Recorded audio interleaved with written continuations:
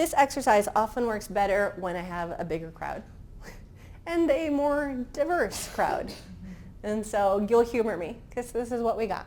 And so I'm going to say, to all the men in the room, all of you present here, can you tell me some of the things that you do almost every day to stay safe from sexual assault and sexual harassment? What kind of things do you do pretty often, multiple times a week? We stall and we wait, and nobody says much of anything. We hear dead silence, and I usually let it stew for a while until people get uncomfortable. Every once in a while, somebody calls out and says, nothing. I once had somebody say, it's like, we live on Earth. Maybe if we were Martians. So nothing. And my favorite one was one of the students who said, I don't have to think about it. We'll just put that up there.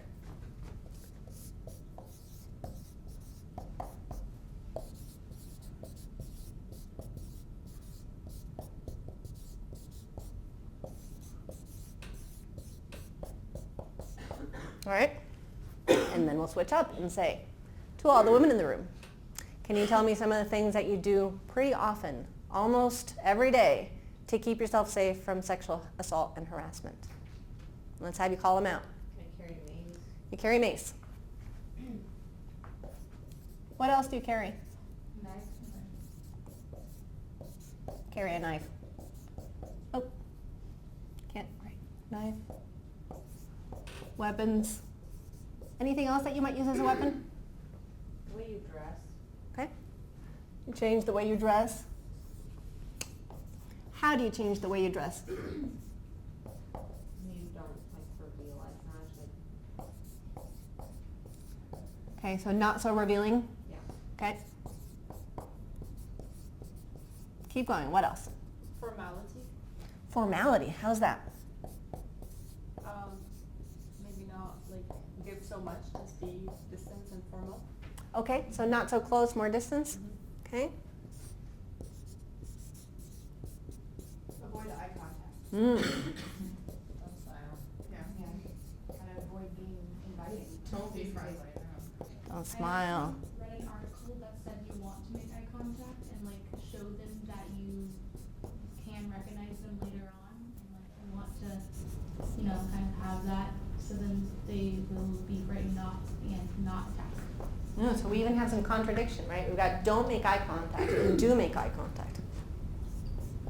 You're trying to intimidate. Sounds like the solution is just don't go to that side of town alone. Okay, so don't go there. Yeah. So restrict the places you go to. Especially at night. Oh, yeah. Ah, Oh, the sun's down. Don't go out at night. restrict places, restrict times. I don't know if I read the same article as you did, but it was sex trafficking recruiters actually would go to the mall and they would go to different girls and say, oh, you have beautiful eyes, and if she looked down and said oh no, I don't, but thanks, then she would be the one. But if some girl was oh, thank you very much, she would be Excellent. taken. So learn about sex trafficking risks.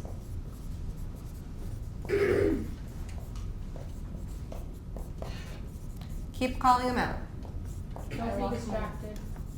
Again, Don't be distracted. don't be distracted. Be alert. Part of the alert, I was taught how to use things around you as weapons, such as holding your keys in a specific way. Weapons, keys. Search for more. And always be vocal, because they can't stop you from screaming all the time. Okay? That's when you teach your kids to be Vocal. letterboxes. Okay? Dear. What happens with dating? I would always have to tell somebody else who I'm with, their number, and a specific time I would check in, so that if I didn't check in, something was wrong. And So when- report your location. Ask for check-in. So now somebody else is looking out for you, so they have to check in. What else?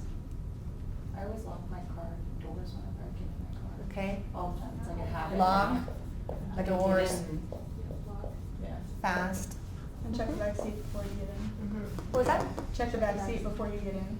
Check back Ooh, I seat. don't do that. I've heard, Yeah. oh man, I always check in my shower curtains before I go to the bathroom.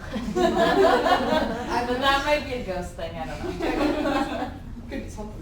General state of fear. Right. Yeah. I've noticed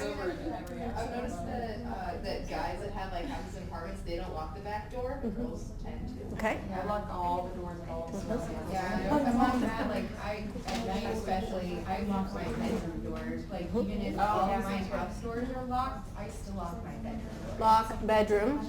So do I, one more barrier. Yeah, cause I mean, that's one more thing they have to get through. Okay. Somebody just said generalized state of fear. Does that ring true? Yeah. Okay.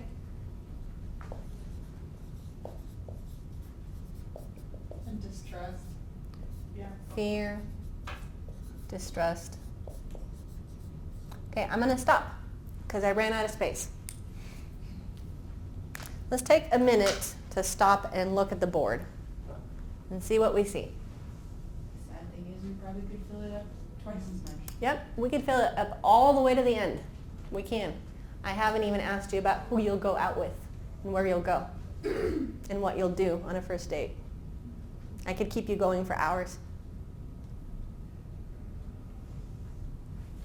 So on one side we have, I don't have to think about it.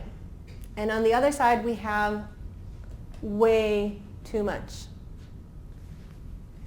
So it sounds like we live in very different worlds. The thing about it is, we've been taught to do this so automatically that in many cases we're not even aware of it. Right? I've had folks who say, I didn't even realize I did all of this until I heard everybody else say it. How much time and energy does that take? Like if we were to think about mental energy as a resource, right? If we think of bandwidth, right? How much can you handle in your processing? How much space does this take? It's a lot. Yeah. Even if you're not like, if you're not from like a big city like this, when I first moved here, I was almost mad 3 days in. Because I was from a small town in Utah. You didn't think about walking in the dark to the max by yourself. Somebody decided they wanted to take my purse. Mm-hmm. Right? Imagine what other cool stuff you could do with that extra brain space. Like imagine if you got to use all that bandwidth, all that cognitive processing for other stuff. Just something else. Learn a language. What other cool new things would you rather do with your brain than this? And that's just the brain space, let alone the things you don't get to do. Like imagine if you got offered the most amazing job ever. That was incredible, but it required you to take public transportation at 3 in the morning. Not by myself. Not by myself. So I like this exercise because it lets us see how hard it is to see the world from the other side. We've had to learn all these rules just to stay safe. We need to know these. They don't need to know them as much, right? Imagine the difference between being a pedestrian and being in a car. If the person in the car makes a mistake, they'll be very well protected by that box they're traveling in. If the person walking on the street makes a mistake, they're more likely to end up dead. So the pedestrians need to be a lot more alert and aware than the car drivers do. They're at a lot more risk. Privilege kind of works that way. It gives you a shell of protection. You don't even need to learn about it that much. Like for example, if you've never really been a bike rider, you don't know about all the risks involved in bike riding until you're actually a bike rider and say, oh my God, I feel so vulnerable. I need to look out for cars. Cars don't see me. Car drivers don't need to worry as much because if they get hit by a bike, it's really not a big deal. Sure, they'll feel bad if the bike rider was hurt, but it won't physically hurt them as much. Right? So there's that power difference, which is really important. From this point of view, you can see a lot more stuff than from that point of view. So when you're in the powerful group, you won't see stuff. When you stand here, you'll be pretty blinded to it. Like privilege can act as a shield, but it also kind of covers up your face so that you don't see the pattern. And here's the tricky part. when I do this exercise and I ask men, okay, I understand you don't do it, but what are kinds of things that you think women do often to stay safe, right? You don't do it, but what do you think women do? And they can usually give me like 5. Right? They could say, maybe they'll say, don't, like, we didn't even have that one, don't leave your drink sitting out, or call a buddy, or don't go alone, or don't go out late. They might say a few of them, but they can't give me 70. They might guess at a few, but since they haven't lived it in their own skin, they don't understand how pervasive it is, how every day this shapes what you do and who you are. And here's the thing, right? We're going to talk about this as the powerful group. Powerful group, dominant group, agent of oppression. These are all similar words. Oppressor group. On this side, we're talking about the target of the oppression, the subordinate group, the dominated group, the oppressed group. Similar, right? The thing is, we all hold multiple identities. So we're going to be on either side of the equation at different points. So when we're talking gender, most of us in the room sit on this side. When we're talking race, we're seeing a lot more folks on this side. And the thing is, if you benefit from that particular oppression, let's say racism or ableism, you won't see it because you're comfy. If I ask you how many steps you had to walk up and down to get to this classroom, it's not very likely that most of you will know, or what kind of route you have to take to get into this classroom, because you haven't had to think about your mobility very much. You won't know. You just absolutely won't get it until you start looking for it. And so this exercise is really important for us to recognize, on this side you'll get it, and on that one you won't. Because just like we want men to understand what it's like to live under the threat of sexual violence in a generalized state of fear, we're going to need you to understand what it's like to live under threat of racist violence. And say, you don't get it. You're not going to get it. When I get pulled over in a car, I'm not really worried I'm going to get shot by the cops just because of my skin pigment. Right? Even though technically I'm brown, right? I'm from Costa Rica, I've got a Latin sounding name.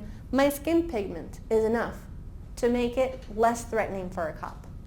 It's not very likely I'm going to get shot by a cop. And yet, just my skin tone being darker would make a huge, giant difference.